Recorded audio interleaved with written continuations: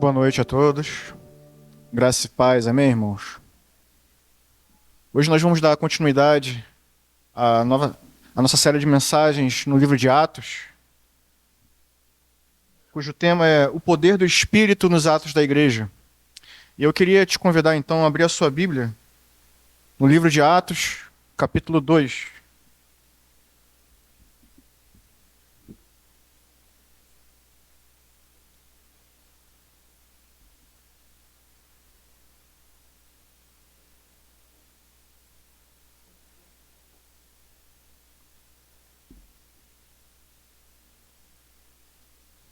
Amém? Todos acharam?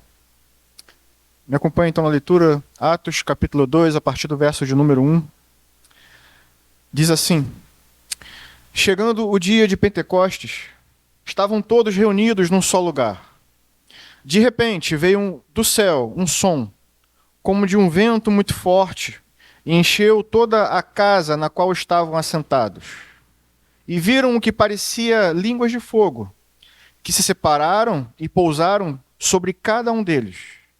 Todos ficaram cheios do Espírito Santo e começaram a falar noutras línguas, conforme o Espírito os capacitava. Havia em Jerusalém judeus, devotos a Deus, vindos de todas as nações do mundo. Ouvindo-se o som, ajuntou-se uma multidão que ficou perplexa, pois cada um os ouvia falar em sua própria língua. Atônitos e maravilhados, eles perguntavam: acaso não são galileus todos estes homens que estão falando? Então, como os ouvimos, cada um de nós, em nossa própria língua materna?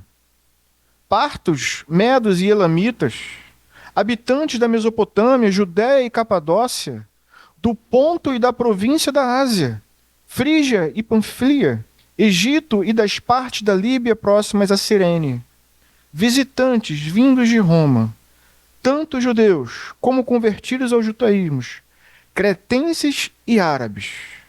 Nós os ouvimos declarar as maravilhas de Deus em nossa própria língua. Atônitos e perplexos, todos perguntavam uns aos outros: o que significa isso? Alguns outros, todavia, zombavam e diziam: eles beberam vinho demais. Amém? Esse é o nosso texto hoje. Eu queria te convidar a orar antes da gente fazer a explanação do texto. Senhor, ainda em tua presença, diante da tua palavra, Deus, que acabou de ser lida, rogamos ao Senhor mais uma vez, para que, pelo poder do seu Espírito, ó Deus, as mentes e os corações aqui presentes possam ser abertos, para que possamos entender com a mente e com o coração o significado dessas palavras. E que sejamos não apenas ouvintes, mas também praticantes. Que possamos ser, ó Deus, alimentados por Ti. Que possamos sair daqui, ó Deus, fortalecidos pela palavra que não é de homem, mas é sua. Assim nós oramos em nome de Jesus Cristo. Amém? Amém. Bem, esse é o nosso texto, um texto bastante conhecido, acredito de todos nós, por boa parte da igreja. Um texto que fala sobre o Pentecostes, sobre o derramamento do Espírito Santo sobre a igreja, né? Mas antes de falar exatamente sobre o nosso texto, eu queria falar sobre o problema que é a gente ter expectativas que não são atendidas. O Sproul fala um pouquinho sobre isso, como é frustrante quando a gente nutre alguma expectativa sobre alguma coisa que está prestes a acontecer, a gente se prepara para aquilo, a gente fica na expectativa disso, e de repente não acontece como a gente esperava, ou sequer não acontece. Isso causa em todos nós, com certeza, um sentimento de frustração. E no meu pouco tempo de casado, eu descobri um pouquinho sobre o que é causar essa frustração, né, na minha esposa. Né? Quando ela pergunta assim, a gente pode fazer tal coisa, tal dia?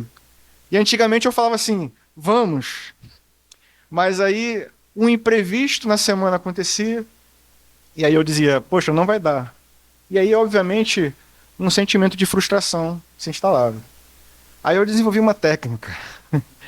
Né? Agora eu não falo mais, não, vamos fazer, eu falo, vamos ver. Né? Vamos ver significa, eu tenho a intenção de fazer, mas não sei se será possível. Se for possível, a gente faz. Senão, é uma forma que eu encontrei um álibi de não me incriminar. Mas vejam só, isso acontece conosco. Às vezes a gente fala de certas coisas e a gente não tem condições de cumprir essas coisas. Imprevistos acontecem e os nossos planos mudam. Mas não é assim com Deus. Não é assim com a palavra de Deus.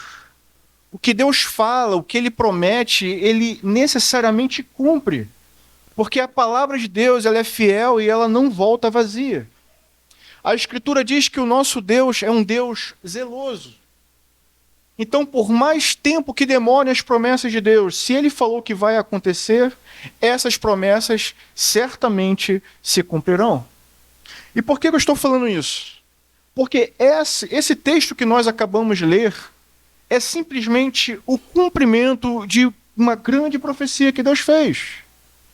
Eu posso citar vários aqui, por exemplo, Joel, o profeta Ezequiel, que há 500 anos antes, 500 anos atrás, já estavam profetizando que um dia Deus iria derramar o seu Espírito sobre os filhos de Deus.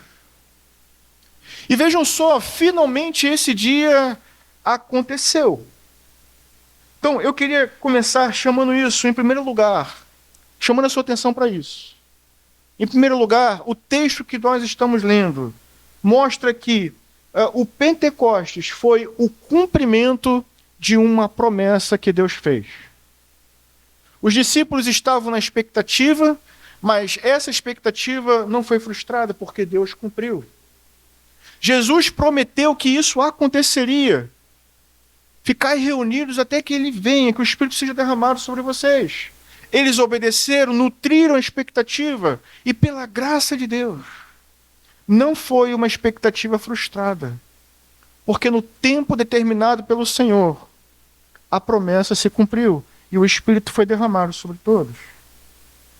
Mas, em segundo lugar, eu queria que você entendesse e cresce que o texto que nós acabamos de ler foi um fato histórico.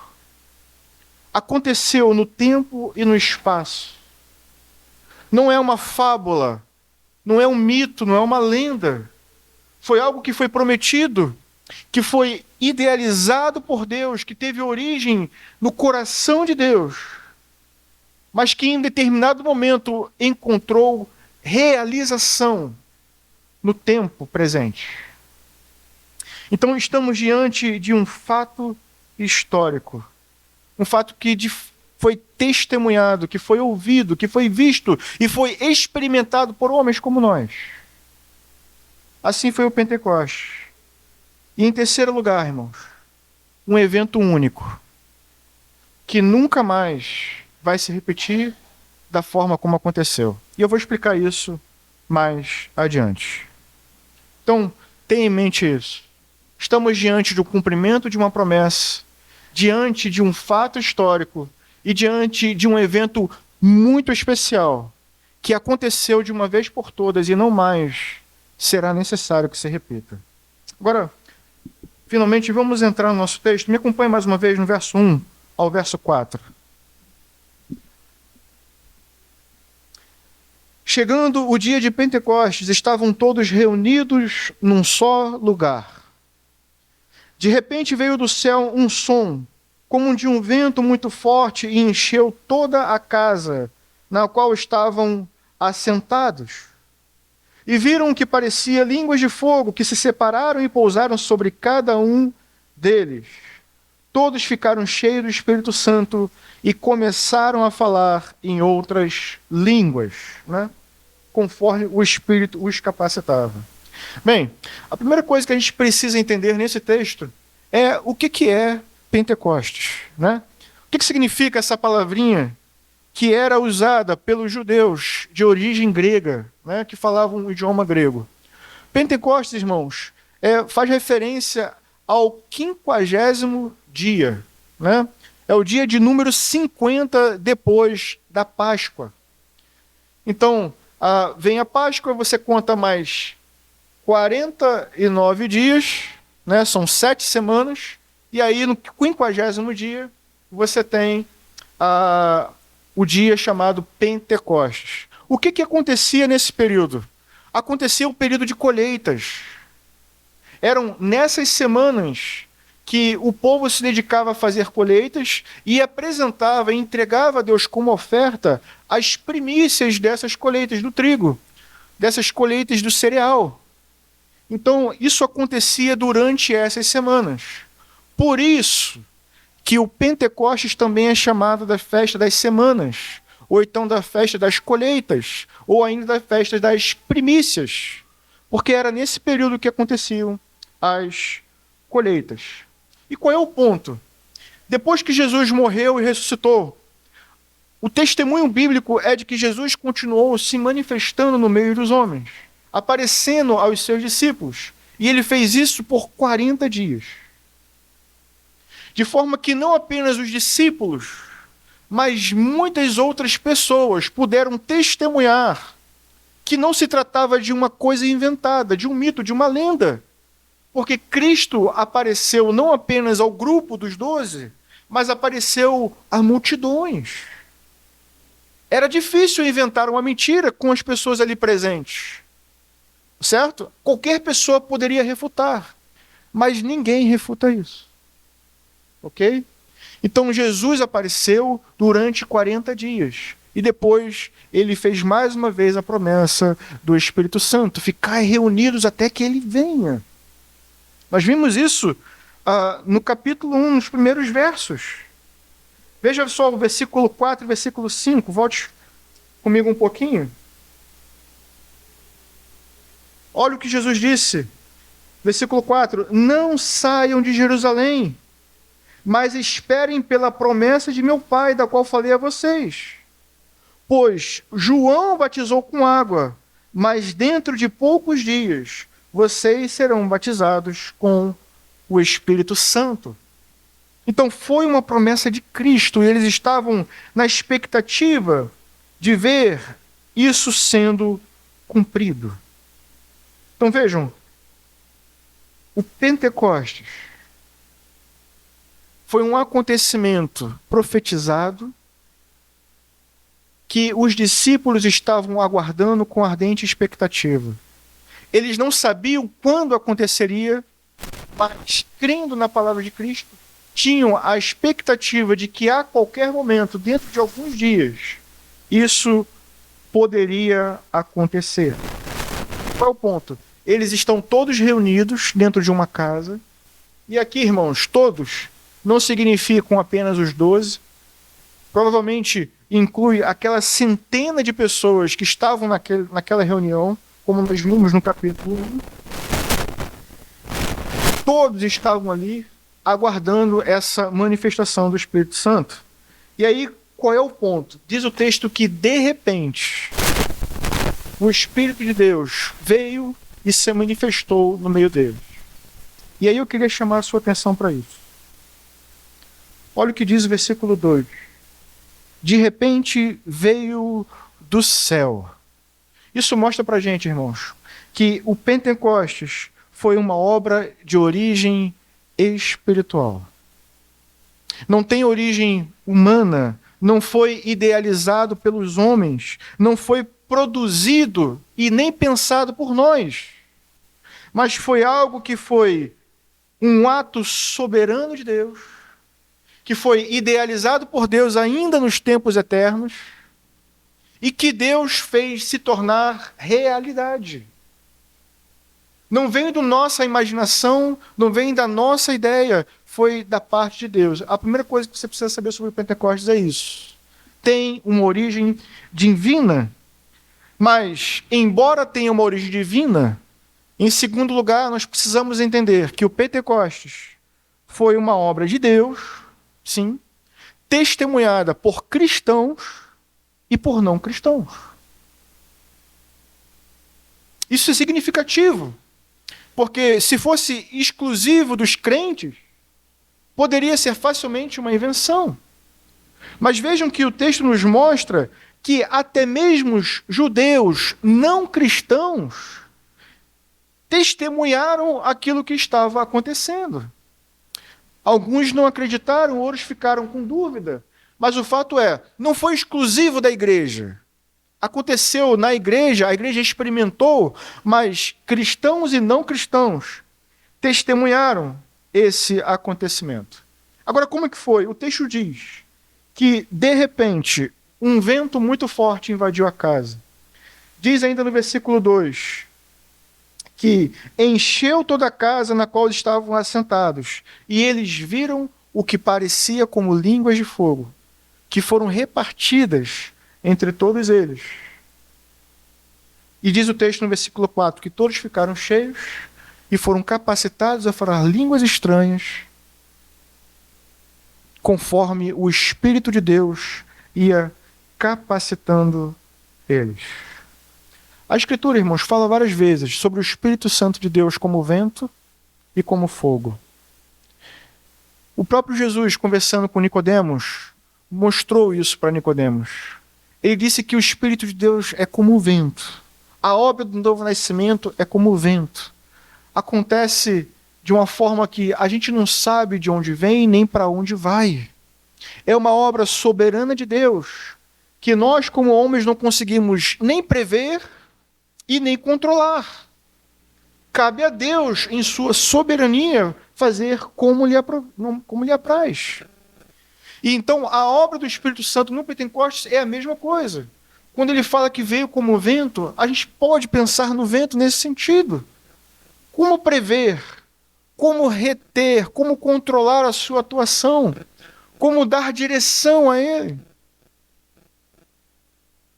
É um ato soberano de Deus. O novo nascimento, mas também essa manifestação que foi testemunhada naqueles dias.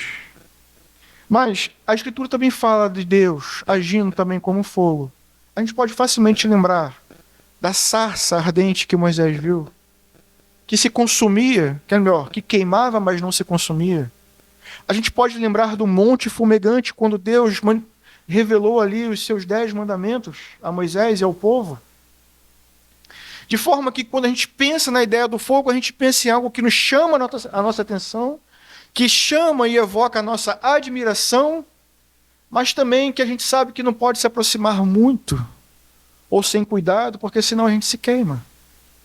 Admiração e temor. Pelo menos para mim, essa é a ideia que o fogo traz. Admiração e temor. Admiro, mas eu sei que se eu me aproximar sem cuidado, eu posso me queimar. E assim também é o nosso relacionamento com Deus. Agora vejam, o texto diz que veio como um vento, um som de um vento impetuoso, certo? E eles conseguiram ver, como se fossem fogo, essas línguas sendo repartidas, e eles não apenas ouviram e viram, como também experimentaram. Eles tiveram a experiência de poder falar línguas estranhas, e aqui são línguas estrangeiras, ok? Idiomas, sem nunca ter estudado. E isso é uma coisa impressionante, porque o Espírito de Deus estava capacitando aqueles cristãos a pregarem, a anunciarem o Evangelho de Cristo em outros idiomas que eles sequer tinham estudado. E aí, finalmente, o versículo 4 diz que eles estavam cheios do Espírito de Deus. E eu queria perguntar isso para você. Eu acho necessário a gente perguntar isso. Afinal de contas, o que significa ser cheio do Espírito de Deus? O que faz uma pessoa quando ela realmente está cheia do Espírito de Deus? Queria que você olhasse para o texto e me dissesse: o que faz uma pessoa que está cheia do Espírito de Deus? Se você vai me dizer que eles falam em línguas, eu preciso dizer que não é essa a resposta.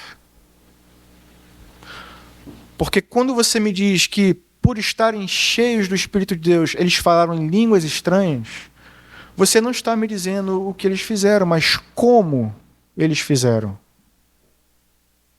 O que o texto vai nos dizer mais adiante é que eles anunciaram, proclamaram as grandezas de Deus.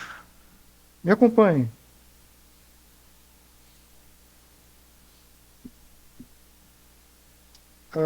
A partir do verso 9. Partos, medas e elamitas, habitantes da Mesopotâmia, Judéia e Capadócia, do ponto da província da Síria, Frígia e Panfilha, Egito e das partes da Líbia, próximas a Cirene, visitantes vindos de Roma, tanto judeus como os convertidos ao judaísmo, cretenses e árabes, nós os ouvimos declarar as maravilhas de Deus. Então, vejam só o que fazem homens que estão cheios do Espírito de Deus. Eles falam. E não é simplesmente falar em línguas estranhas, mas eu ouso dizer que até mais importante do que o fato de que eles falaram em línguas estranhas é o que eles falaram. Eles, em primeiro lugar, falaram das grandezas de Deus, da obra de Cristo Jesus, anunciaram o Evangelho. E vejam só, quando a gente olha para todo o livro de Atos, não apenas para essa passagem, sempre que se diz que alguém estava cheio do Espírito de Deus, sabe o que acontece em seguida? Essa pessoa se levanta e prega. É isso que acontece. Jesus, no capítulo 1, disse: olha, aguardem a promessa. O Espírito Santo vai vir sobre vocês para quê, irmãos? Para que vocês sejam minhas testemunhas. E aí então chega no capítulo 2, o Espírito se manifesta e se derrama sobre todos os crentes. E o que acontece? Todos, não apenas os 12, todos começam a pregar. Todos começam a anunciar as grandezas de Deus. O que nós vamos ver semana que vem é Pedro, cheio do Espírito de Deus, pregando. No capítulo 4, Pedro, mais uma vez, cheio do Espírito de Deus, está pregando. No capítulo 6, Estevão, cheio do Espírito de Deus, está pregando. E quando a gente chega lá no capítulo 9, nós temos Saulo, irmãos, passando por uma grande experiência sobrenatural. Ele teve um encontro com Cristo, ficou cego diante da glória que viu. Então, ele é levado à casa de um homem de Deus, para que ali ele seja cuidado e tratado. As escamas dos seus olhos caem. Ele se levanta e é batizado. E o que acontece em seguida? Eu queria ler com você. Abra sua Bíblia para mim, por favor. Atos capítulo 9, verso 17.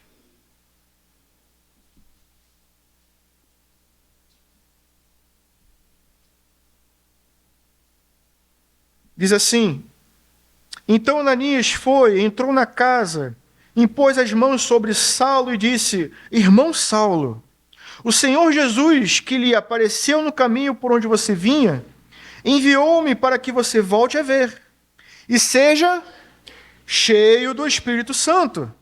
E o versículo 18 diz: imediatamente algo como escamas caiu dos olhos de Saulo e ele passou a ver novamente. Levantando-se, foi batizado e depois de comer, recuperou as forças. Saulo passou vários dias com os discípulos em Damasco. Logo, começou a pregar. Mais uma vez, logo começou a pregar nas sinagogas que Jesus, vejam a mensagem aqui, que Jesus é o Filho de Deus. E o texto continua: todos os que ouviam ficavam perplexos. A mesma expressão que a gente vê em Atos. Todos ficavam perplexos e perguntavam: não é ele o homem que procurava destruir em Jerusalém aqueles que invocavam este nome? E não veio para cá justamente para levá-los presos aos chefes dos sacerdotes? E diz o texto para concluir: todavia, Saulo se fortalecia cada vez mais e confundia os judeus que viviam em Damasco, demonstrando que Jesus é o Cristo. Isso é o que faz um homem cheio do Espírito de Deus. Desde que Jesus anunciou o propósito do derramamento do Espírito Santo, para que vocês sejam minhas testemunhas. E quando vemos Atos capítulo 2, Pedro, veremos semana que vem, se levantando e pregando. Estevão, um diácono, se levantando e pregando. E Paulo, irmãos, se levantando e pregando Cristo. É isso o que fazem homens quando eles estão cheios do Espírito de Deus. Eles se tornam testemunhas das grandiosas e maravilhosas obras de Cristo. Agora, eu queria chamar a sua atenção para essa palavra. A palavra que Jesus usou para dizer o que fazem homens cheios do Espírito. Testemunhas. É isso que são crentes cheios do Espírito de Deus. Mas por que eu chamo a atenção para essa palavra, irmãos? Porque uma testemunha só tem valor quando ela tem credibilidade. Uma testemunha só é ouvida quando ela tem credibilidade. Quem já viu algum filme de julgamento sabe disso. Uma das primeiras estratégias de um advogado de defesa ou de acusação é tentar descredibilizar a testemunha. Afinal de contas, se ela não é digna de confiança, a mensagem, o testemunho dela também não é digno de confiança. Então, é imprescindível que a testemunha tenha credibilidade. Mas também é imprescindível que a mensagem tenha credibilidade. Que alguém possa ouvir e falar, nossa, isso faz sentido. Tem significado, é racional. Eu queria chamar a sua atenção para isso, irmãos. Porque a fé cristã, a fé que nós professamos, é uma fé racional. É uma fé que faz sentido, que possui significado. Não é como pensava Kierkegaard, um filósofo, uma fé que exige que você precise dar um salto no escuro, porque não tem explicação, não é nesse sentido que a nossa fé é. A nossa fé ela é muito bem fundamentada. Ela tem uma certeza que está fundamentada em algo que não vemos, sim, mas em algo que foi dito por Deus. E é com base na palavra de Deus que agimos e pensamos. É nesse firme fundamento que a igreja caminha. Então vejam só como é sério o que estamos tratando aqui. Porque baseado nesse texto, irmãos, nós estamos vendo muitas coisas estranhas acontecendo. E essas coisas estranhas acontecendo no meio da igreja, as pessoas estão dizendo que é o agir do Espírito de Deus. E isso é muito complicado. Não é motivo para a gente rir também com os ímpios. Não é motivo também para a gente compartilhar esse tipo de coisa. Porque no final das contas, o que está acontecendo é justamente o processo inverso. Ao invés de credibilidade, estamos tornando a nossa fé, a fé cristã, algo digno de zombaria. Vejam só, se a ideia é sermos testemunhas do poderoso e maravilhoso Evangelho de Cristo, como que alguém vai dar credibilidade se o que a pessoa fala é incompreensível? Como é que alguém que não é cristão vai acreditar numa mensagem que ela ouve, mas não entende? Eu ouvi isso de uma pessoa. Eu fui na igreja, eu ouvi os louvores, mas quando o pastor começou a pregar, não entendi mais nada. Porque a mensagem era incompreensível. Como é que faz sentido? Não faz. Como é que a fé cristã vai ter credibilidade Se acontecem manifestações, a gente começa a rodar, ao ponto de bater a cabeça no chão. Será que isso é mover do Espírito de Deus? Balançar os braços como se fôssemos helicópteros, e é essa a expressão que se usa? Ou então a unção do riso, e a pessoa começa a rir, e como se diz, ela ri e não consegue explicar o motivo. Entra num estado de êxtase, ela chora e não entende o motivo. Ela é tirada, em outras palavras, do seu ponto de equilíbrio, e a gente diz que isso é o agir do Espírito de Deus. Isso não faz sentido. A nossa fé não é assim. A nossa fé é uma fé racional. Não é racionalista, mas ela é racional. Ela tem significado, ela tem sentido, ela tem fundamento. E vejam só, nós vamos ver isso semana que vem. As pessoas que estão testemunhando essas coisas, elas têm dúvidas, elas têm perguntas. Eles estão perguntando como pode isso acontecer? O que está acontecendo? Qual é o significado disso? E aí vai se levantar Pedro e vai explicar. Vejam como é uma coisa racional. A fé ela vai ser explicada para aqueles que não são cristãos ouvirem e entenderem. Não é pedido que você creia sem entender. É preciso que você entenda com a mente, mas também entenda com o coração. Isso é obra do Espírito Santo. Às vezes, a mensagem ela é transmitida e a mente ela entende. A grande questão é crer ou não crer. A gente não aceita e a gente não assimila porque falta o poder do Espírito de Deus para fazer isso acontecer. Mas é uma fé que faz sentido. É uma fé bem fundamentada. Como eu estou dizendo, ela é racional.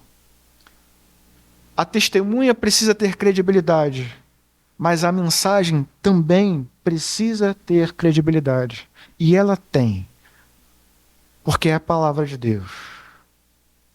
Agora vejam só, como eu estava dizendo, Deus não exige que alguém tenha uma fé irracional. Deus exige que tenhamos fé nele porque ele é absolutamente confiável. Sua palavra é absolutamente confiável. Suas promessas são absolutamente confiáveis. De forma que faz sentido ter fé e confiar em Deus e em sua palavra. Esse livro traz uma série de promessas e todas elas, irmãos, encontraram cumprimento na história, no nosso tempo. Não são fábulas, não são mitos, são dignos da nossa confiança. Agora vejam só, apesar disso, acontece que de fato um milagre. As pessoas começam a falar línguas e línguas estranhas. Mas vejam só, isso faz sentido. Até mesmo naquele contexto. Por quê, irmãos? Porque no momento do Pentecostes, e vejam só, era uma festa tão grande, talvez até maior do que a festa da Páscoa. Estrangeiros estavam ali. Pessoas que eram judeus, devotos a Deus, mas de outras nacionalidades. Então fazia sentido que a pregação fosse feita em línguas estranhas, ou melhor, línguas estrangeiras, a fim de que aquelas pessoas pudessem ouvir e ficarem maravilhadas com o conteúdo da mensagem e também com a forma como aquela mensagem estava dando. Vejam só quantas nacionalidades e quantas regiões são mencionadas. Todos eles ouviram a pregação no seu próprio idioma. Não foi um milagre apenas no ouvido de quem ouvia.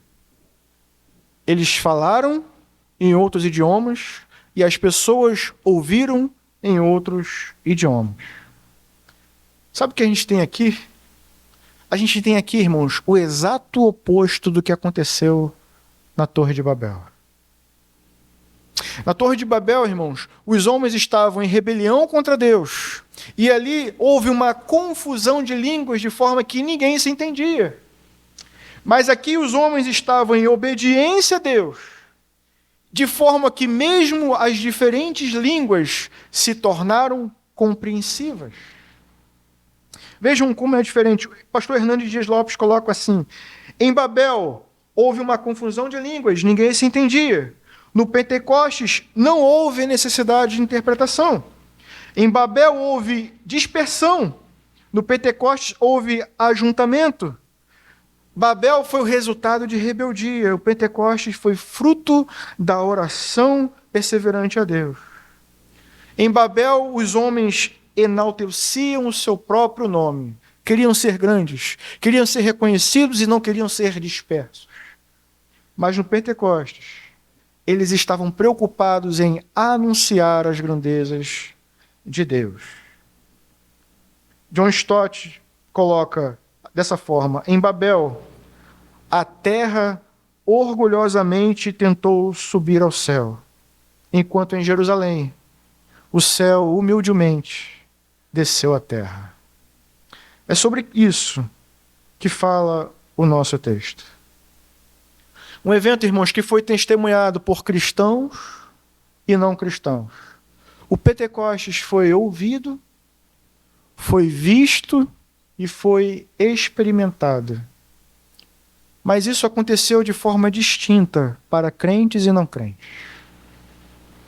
Os cristãos que já eram cristãos, e isso é um ponto que eu queria destacar, a descida do Espírito Santo não torna eles cristãos, eles já são cristãos. Jesus deixou isso muito claro em diversas passagens. Uma das últimas coisas que Jesus fez foi, inclusive, soprar o Espírito sobre os discípulos. O Espírito já habitava neles. E como diz o apóstolo Paulo, quem não tem o Espírito de Deus não pertence a Deus. Esses homens já possuem o Espírito de Deus. A grande questão é ser cheio. A grande questão é ser cheio do Espírito de Deus. E esse é o ponto. Aqueles homens cristãos ouviram o som, viram e experimentaram falar em línguas. Mas os não cristãos testemunharam as mesmas coisas de uma forma diferente. O texto diz que eles ouviram o som e foram atraídos até o local. Mas chegando lá, eles não compreenderam. Alguns agiram com ceticismo e outros tiveram a ousadia de zombar do que estava acontecendo. Eu queria chamar a sua atenção para isso, porque, calma que não é um morcego, não deixe isso roubar a sua atenção.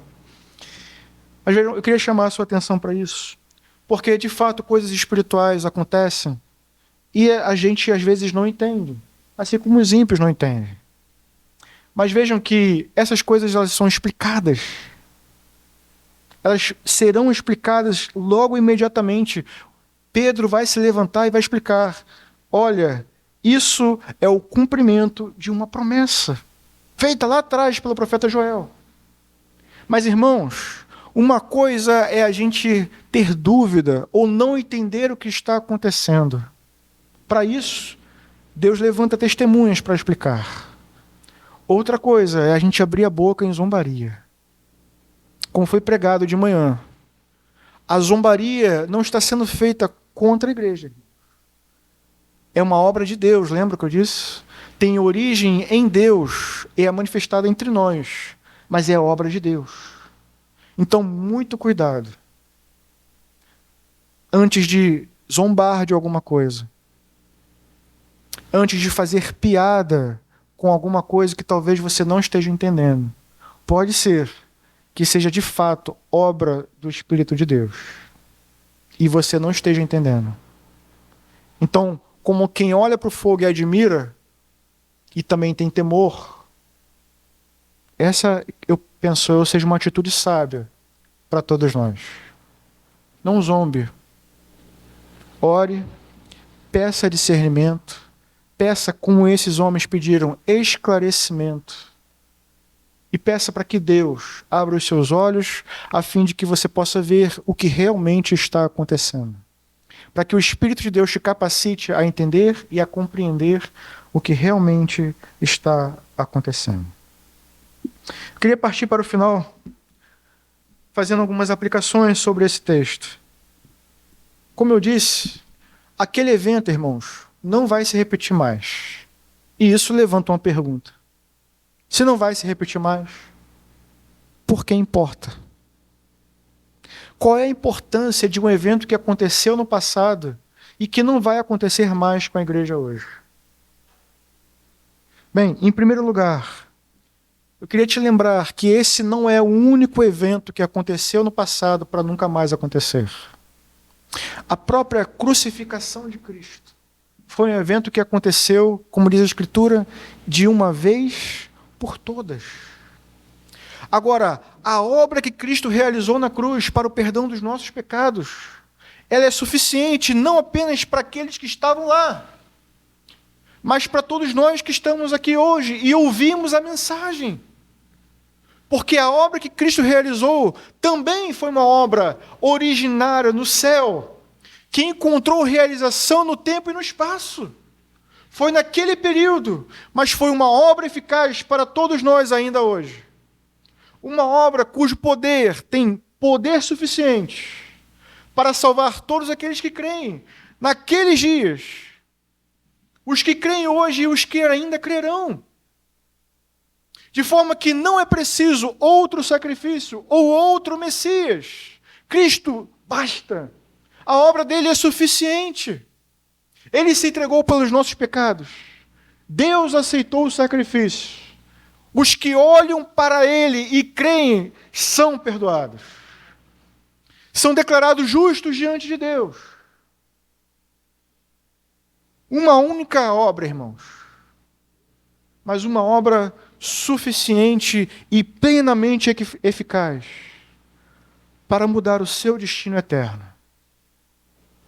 Basta que você ouça e creia nessa mensagem pela fé. Porque o Deus que prometeu, ele cumpre, sempre cumpriu as suas promessas. Olhamos para trás, cremos que Deus ressuscitou o Cristo dos mortos. E sabemos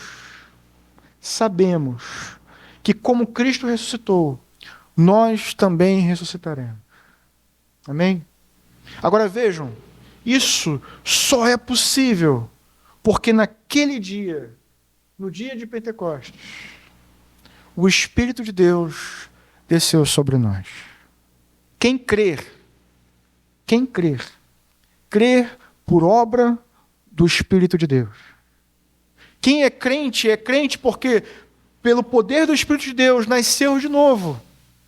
O profeta Ezequiel fala sobre esse dia, irmãos, onde Deus enviaria o seu Espírito, removeria o seu coração de pedra e colocaria um coração de carne.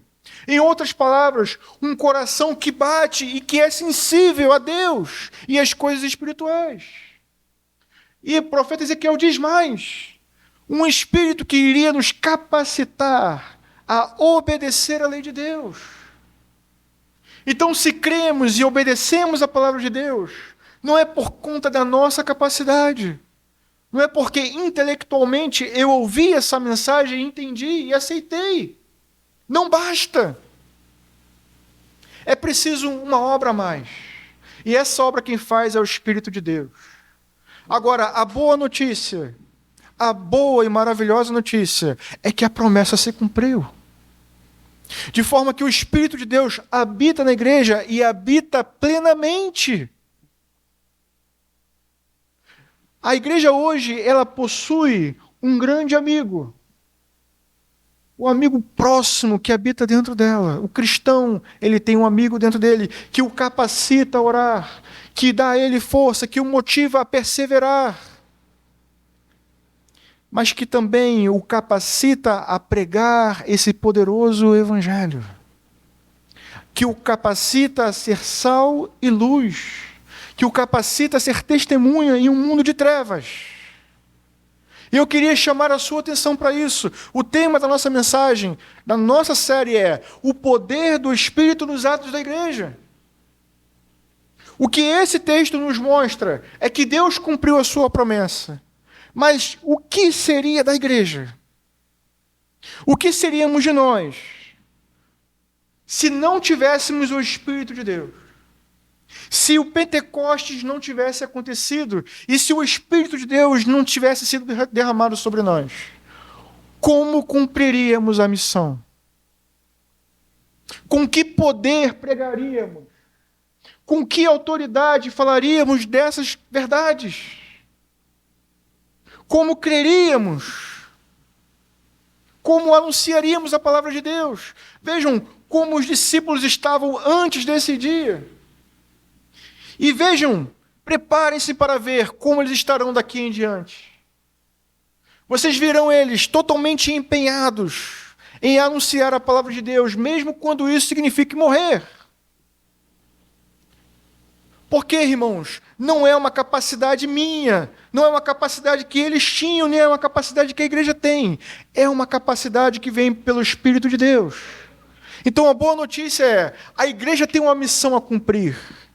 E ela pode cumprir, porque um dia o Espírito de Deus desceu sobre nós. Então a igreja pode se levantar, você pode se levantar na autoridade do nome de Jesus, no poder do Espírito Santo, e pode pregar àqueles que precisam ouvir as maravilhosas e grandiosas mensagens da palavra de Deus. E você pode fazer isso com poder e autoridade que foi delegada por Deus, por meio da obra de Cristo Jesus e pelo poder do Espírito Santo. A Trindade opera e capacita a igreja a cumprir essa missão. De forma que o que nós podemos fazer é louvar a Deus e bendizer o seu nome. Porque Ele não apenas nos deu a missão, vão e preguem, mas Ele também enviou um Espírito que nos capacita a cumprir essa missão. E glória a Deus por isso. A segunda coisa que eu queria chamar a sua atenção é para que você continue nutrindo uma fé viva e bem alicerçada. Porque o que esse texto mostra é que não há quem possa impedir Deus de fazer o que Ele planejou fazer na igreja. Os homens tramaram a morte de Cristo, crucificaram Cristo na tentativa de impedir a mensagem que Cristo veio anunciar aos homens. Mas Deus o ressuscitou ao terceiro dia. Mas Cristo não está mais entre nós. Pelo menos não fisicamente. Como cumpriremos a missão? É por meio do Espírito. Ele enviou o seu Espírito, e é pelo poder do Espírito que eu e você podemos e devemos cumprir a missão. Agora, a última pergunta que eu quero deixar para você é: você é cheio do Espírito de Deus? Que Deus derramou o seu Espírito é um fato. Que aquilo aconteceu uma vez para nunca mais acontecer é um fato. Mas precisamos ter o cuidado de não menosprezar os efeitos de um evento que aconteceu no passado. De fato, o Pentecostes foi uma vez. Mas você é chamado também a ser cheio do Espírito de Deus. E eu queria te incentivar a fazer essa busca. A gente frequentemente ouve os pentecostais, nossos irmãos, falando sobre buscar ser cheio do Espírito Santo. E está aí uma coisa, irmãos, que nós precisamos aprender a fazer. Há um livro, inclusive, chamado O Deus Esquecido. A gente menospreza o poder e a atuação do Espírito Santo. Alguns reduzem a atuação do Espírito Santo ao falar em línguas.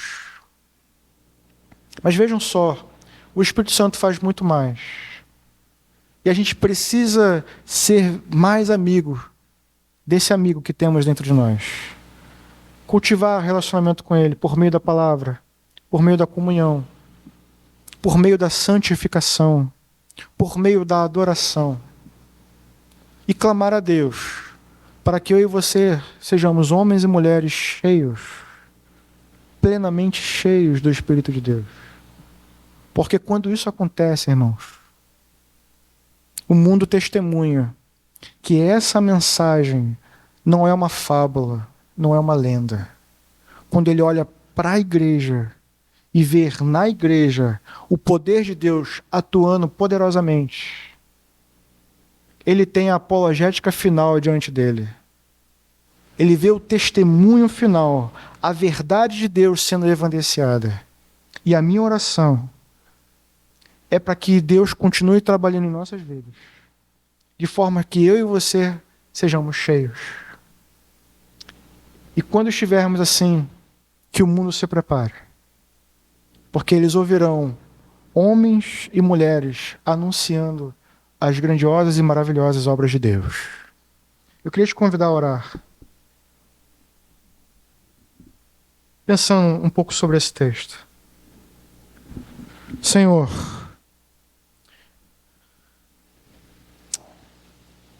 em primeiro lugar, Senhor, queremos render graças a Ti, porque o Senhor é um Deus fiel. Olhamos para a Sua palavra e vemos promessas que encontraram cumprimento. E por causa da Sua fidelidade em cumprir as Suas promessas, podemos aguardar o cumprimento de ainda outras. Caminhamos com a certeza de coisas que ainda não vemos, mas caminhamos na certeza de que o Deus que prometeu certamente cumprirá. Assim, ó Deus, como o Senhor cumpriu naquele dia o derramamento do Teu Espírito sobre todos nós, sobre todo o Seu povo. Assim, ó Deus, nós também oramos ao Senhor mais uma vez, para que, ó Deus, nós sejamos homens e mulheres cheios do Teu Espírito. Sabemos que em todos nós, que somos Teus filhos, o Teu Espírito já habita em nós. Somos Teus filhos, ó Deus. Mas queremos mais, ó Deus. Queremos caminhar, ó Deus, nesse mundo, capacitados a cumprir a missão que o Senhor nos deu. Então, ó Deus, que pelo Seu Espírito, ó Deus, possamos mortificar a nossa carne. Possamos, ó Deus, mortificar essa carne que deseja fazer aquilo que não agrada ao Senhor. Que o Senhor possa nos ajudar a sermos mais parecidos contigo e revestidos pelo Teu poder, Senhor. Que possamos nos levantar nesse mundo de trevas e com autoridade anunciar as Tuas maravilhosas grandezas. Anunciar um Deus que criou esse mundo, que sustenta esse mundo pelo poder da Sua palavra, que enviou o Cristo para o perdão dos nossos pecados e que brevemente voltará para nos buscar. Senhor, que a Tua igreja possa anunciar poderosamente o Evangelho de Jesus Cristo, porque o Evangelho é o poder de Deus para salvar. Ó Deus, nos afasta, Deus, de todas essas manifestações que dizem ser manifestações de Deus, mas estão longe de serem assim. Senhor Deus, que a Tua igreja possa ser verdadeiramente uma testemunha viva e eficaz do Teu poderoso Evangelho. E que aqueles que ainda não creem, ó Deus, possam sim ter dúvidas, mas que eles possam encontrar homens e mulheres capacitados a explicar a razão da nossa fé. Assim, ó Deus, continua capacitando a Sua igreja. O mundo é mau, mas nós sabemos que não estamos sós. Capacita-nos, que o mundo possa ver e testemunhar que há uma igreja poderosa, e é poderosa porque nela habita o Espírito de Deus. Assim nós oramos, gratos por tudo, no nome de Jesus. Amém e amém.